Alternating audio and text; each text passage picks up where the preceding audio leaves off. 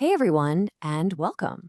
Today, we're going to tackle one of the most powerful and, let's be honest, sometimes confusing verbs in the German language, lassen.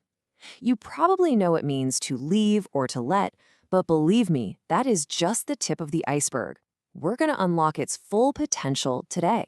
And just so you know, this content is brought to you by Deutsch Schule Online, which is the global channel of Deutsch Schule Ikebukuro. For well over a decade now, Deutsch Schule Ikebukuro has been a leading provider of top-tier private German lessons. We offer specialized instruction for every proficiency level, with in-person classes in Tokyo and private online lessons for our students all around the world.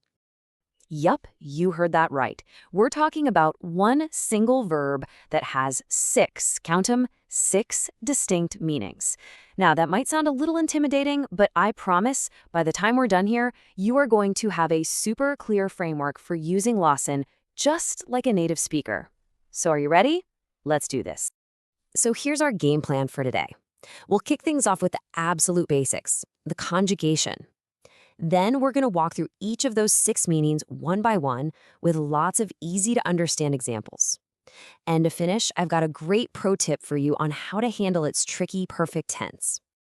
All right, first things first, before we can dive into all those cool meanings, we've got to know how to actually use the verb, right? So let's build that foundation and look at its conjugation. Okay, so lassen is what we call an irregular verb, and there's one key detail you really need to watch out for. Look at the second and third person singular forms. See that vowel change? It goes from a to a. So you have du lässt and sie es lässt. The plural forms, thankfully, are totally regular, but that little change in the singular, that's where people often trip up. All right, foundations built, let's get into our very first meaning. This is probably the most common way you're going to hear lassen used in daily life. It's all about getting something done, usually by someone else. And here is the classic example. Ich lasse mir die Haare schneiden. Think about it. You aren't the one holding the scissors, right? You're at the salon having a professional do it for you. The key takeaway here is that you are the subject of the sentence, but you're causing the action to happen, not performing it yourself. Let's look at another one, just to make sure it sticks. Max probably isn't a mechanic, so when his car breaks down, he takes it to the garage. Max lässt sein Auto reparieren. Someone else, a professional, is doing the work. This meaning almost always implies some kind of paid service. Okay, great. Let's move on and tackle our next two meanings together. We're going to see how lassen can be used for giving permission and for, actually leaving something behind. Meaning number two is pretty straightforward. It just means to allow or to let. Now, grammatically, this is really interesting because lassen starts acting just like a modal verb, like können or müssen. And what does that mean? It means lassen is the verb we conjugate, and the other verb, the main action, gets punted all the way to the end of the sentence in its infinitive form. Check out this example. Paul lässt seine Kinder im Park spielen. See how that structure works? Lässt is our conjugated verb, right after the subject, and the main action, spielen, or to play, is way at the end. Paul isn't playing, he is allowing his kids to play. It's a perfect little formula. And now for meaning number three, which is probably the most literal translation you'll find, to leave something behind. This is all about physically leaving an object somewhere, whether you meant to or not. This one is super simple. Ich lasse meinen Laptop im Büro. I'm not bringing it home with me. It's staying right there at the office. Notice here, lassen is the only verb in the sentence. It's doing all the work. Awesome! We are officially halfway through. Our next two meanings are all about communication. We're going to see how to use lassen to make friendly suggestions and also how to tell someone to, stop it. Okay, this one is so incredibly useful for everyday chats. Anytime you want to say let's in German, let's go to the movies, let's grab a coffee. Lassen is your go-to verb. It is absolutely essential for making plans. Now, pay close attention here because there's a crucial little detail. It all depends on who you're talking to. If you're making a suggestion to just one friend, you use the singular command form. Lass uns ins Kino gehen. But if you're talking to a group of people, you have to use the plural form, lasst uns.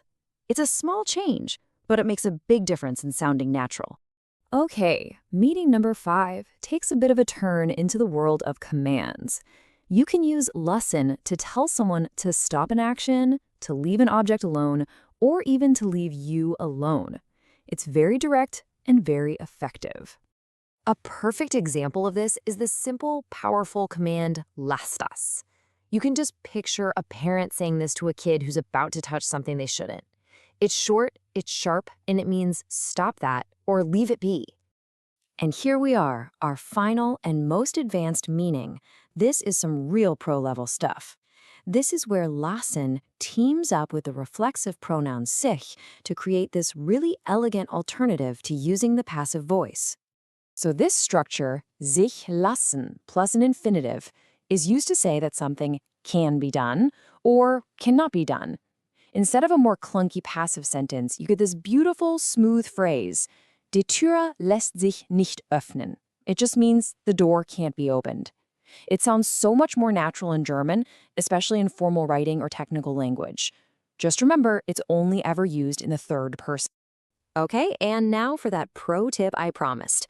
Using lassen in the past, in the perfect tense, can feel a little confusing because it seems to have 2 different forms. But don't worry, there's a really clear rule that, once you know it, makes perfect sense. Let's break this down. Rule number 1.